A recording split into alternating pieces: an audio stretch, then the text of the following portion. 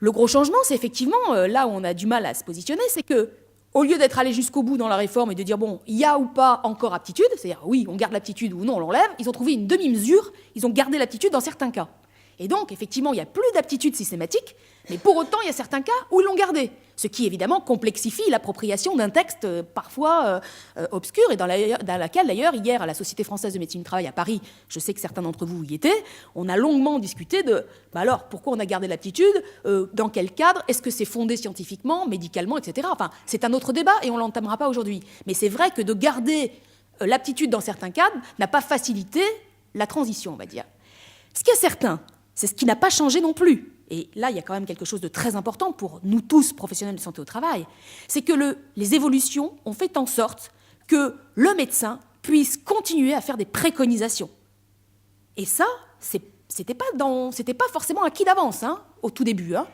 Comme le suivi de santé individuel a été préservé. À travers la persistance de toutes ces visites, c'est que le législateur a réaffirmé l'originalité du système français, qui est de continuer à faire un suivi de santé individuel, ce qui n'a pas été le choix de plein de pays en Europe, et ce qui, je vous le rappelle, n'est pas tout à fait conforme à la directive européenne de 89, qui dit bien que chaque salarié doit pouvoir voir, s'il le souhaite, un médecin, mais qui n'impose nullement un suivi de santé individuel. Donc, autre élément choc et très fort, très positif de cette réforme, c'est que le suivi individuel de santé a été conservé. Bien sûr, ce suivi de santé, il a évolué, puisque on avait déjà eu un premier élément depuis 2011, mais ce suivi de santé est partagé entre les professionnels de santé de l'équipe de santé au travail, l'équipe pluridisciplinaire. Les nouveautés sur lesquelles on va insister sont les suivantes. Le suivi individuel en santé au travail, qui est désormais plus ciblé et adapté. Alors ça, c'est la vision positive. Il y a un autre qui dit, ça y est, on ne voit plus tout le monde.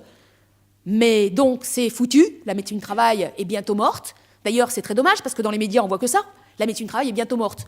Donc les internes, avant d'être en médecine du travail, ils ne voient que des messages hyper négatifs. Et donc, ils me téléphonent en me disant, mais la médecine du travail, elle a un avenir ? Parce que moi, je vois partout, dans les médias, dans Le Monde, Le Figaro, les machins, les miroirs sociaux, etc. C'est mort, la médecine du travail. Mais c'est pas mort du tout.